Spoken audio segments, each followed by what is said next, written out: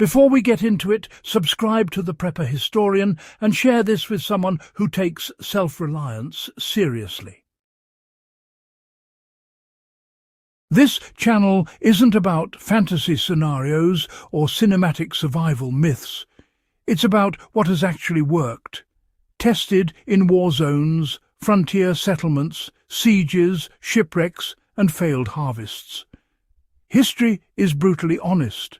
It shows us exactly which skills kept people alive and which mistakes buried them. Today, we're covering 10 useful survival skills that repeatedly surface in historical records as decisive. These are not trendy hacks. They are time-tested competencies that separated survivors from statistics. Understanding how to secure and purify water is the first priority in any crisis. In nearly every historical disaster account, dehydration and waterborne illness appear early. Armies that mastered water discipline survived longer campaigns. Civilians who failed to purify water during sieges succumbed to dysentery before starvation set in. You need to know 3 methods: boiling, filtration, and chemical treatment. Boiling remains the gold standard, you know. A rolling boil for at least 1 full minute kills pathogens, and at high altitude you'll want to extend it to 3 minutes. Filtration using a gravity-fed system removes protozoa and bacteria. Chemical treatment using iodine or chlorine dioxide tablets adds redundancy, just in case. Apply this practically by identifying water sources within a 5-kilometre radius of your home.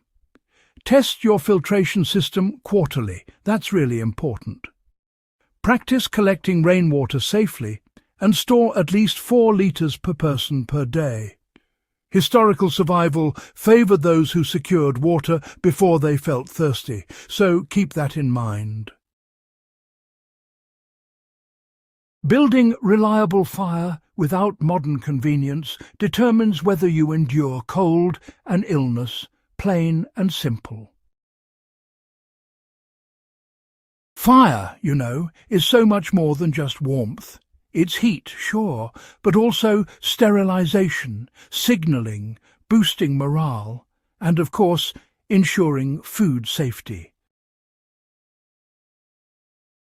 Soldiers, during those brutal winter campaigns, well, they knew all too well that failing to keep their tinder dry could mean frostbite, or even death. It's essential to learn at least 3 ignition methods: ferro rod, stormproof matches, and friction-based techniques like the bow drill. And honestly, you should practice in wet conditions, because that really is the test. Gather tinder such as birch bark, dry grass, or even processed cotton, and always prepare your kindling before you strike a spark. Structure your fire lay properly, whether it's a teepee or a lean-to, depending on the wind conditions. Take this beyond theory. Start a fire in light rain using only natural materials. Time yourself. The skill isn't possession of a lighter, it's competence under stress. Navigation without digital tools prevents small mistakes from becoming fatal ones. Throughout exploration history, navigational error killed more expeditions than hostile encounters. Knowing how to read terrain and orient yourself is non-negotiable. Carry a compass and, understand declination in your region. Practice triangulation using landmarks. It's a skill that really pays off. Learn to determine direction by the sun's arc and by Polaris in the northern hemisphere. In Kenya or near the equator, You'll want to understand solar movement patterns instead.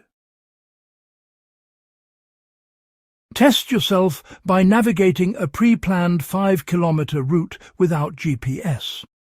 If you can't confidently return to your starting point, well, you are not yet prepared. Historical survival rewarded those who could move deliberately, not wander. Constructing effective shelter protects you from exposure long before hunger becomes a threat. Exposure, you know, kills faster than starvation. Frontier journals consistently record deaths from cold nights after mild days. Understand insulation principles.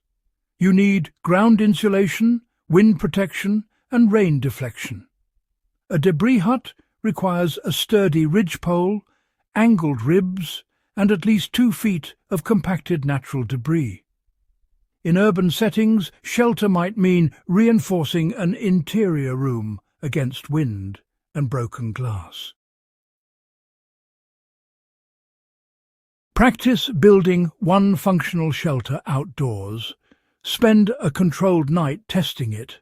Adjust based on heat retention. Competence comes from correction. Procuring and preserving food, you know, really extends survival beyond just short emergencies.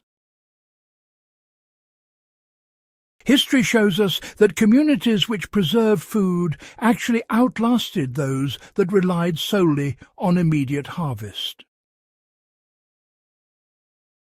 So, it's important to learn basic trapping methods that are compliant with local law. You should also study edible plant identification in your region.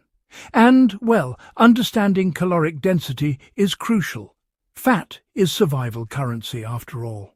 Finally, make sure you know simple preservation techniques, such as salting, drying, and fermentation.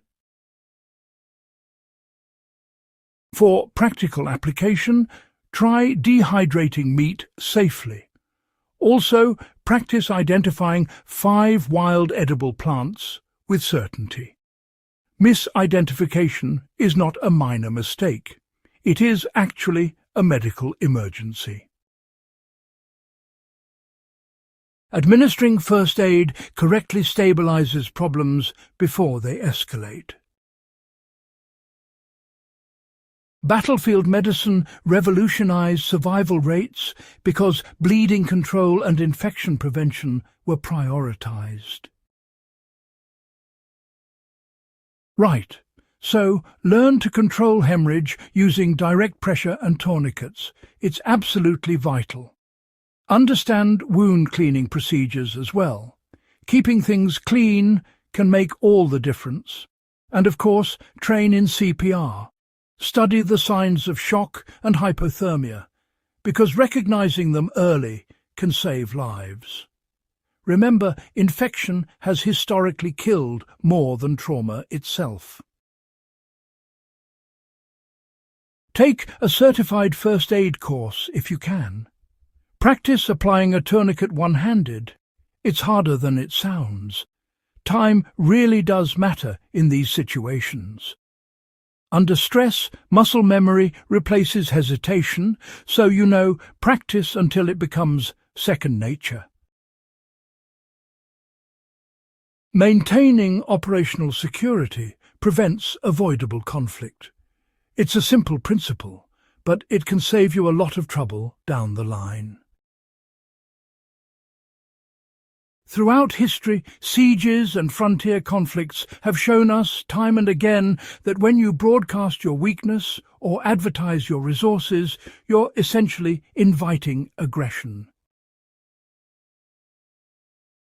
Operational security, or OPSEC as it's often called, basically means you're limiting what others know about your supplies and plans.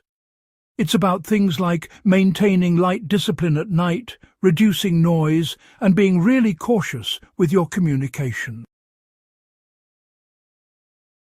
You can put this into practice by, say, evaluating your home from the outside at night. Are your supplies visible from the street? Are your lights giving away your interior layout? Even small corrections here can honestly make a big difference in reducing your risk. Managing morale and psychological resilience, really sustains long-term endurance. Diaries from polar expeditions reveal something critical: morale collapse. Well, it actually precedes physical collapse. Develop routines. Assign roles within a group. Keep a written record. Maintain small comforts. Structured days, honestly, prevent despair. In modern terms, practice stress inoculation. Camp in uncomfortable conditions voluntarily if you can. Notice your emotional responses as you go. Resilience, really grows through controlled adversity. Practicing mechanical repair reduces dependence on fragile supply chains. During wartime rationing, mechanical knowledge preserved transportation and agriculture. Right, so learn basic engine troubleshooting. Understand how to repair hand tools and always keep spare parts around. Plus, know how to improvise replacements if you have to. Honestly, a broken water pump or generator can become catastrophic without the right repair skills. Now, choose one tool in your home and, safely disassemble and reassemble it. Take the time to study how it actually functions. Mechanical literacy really compounds over time. Cultivating community alliances, it strengthens survival far beyond what any individual can manage alone. History consistently shows that isolated individuals struggle longer than coordinated groups.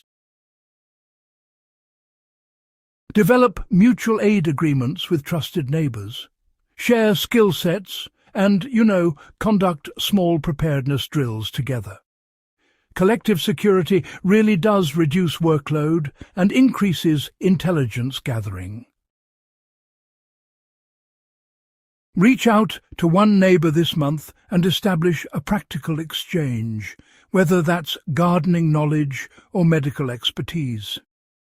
Survival historically favoured networks, not lone operators. These 10 useful survival skills are not theoretical exercises. They're distilled from centuries of human endurance under pressure. Mastery requires repetition, correction, and discipline. Study the past, not for nostalgia, but for instruction. If this kind of serious historical survival analysis matters to you, subscribe to The Prepper Historian. Share this with fellow researchers and preparedness enthusiasts, and continue building competence that would make those who endured before us recognize you as prepared.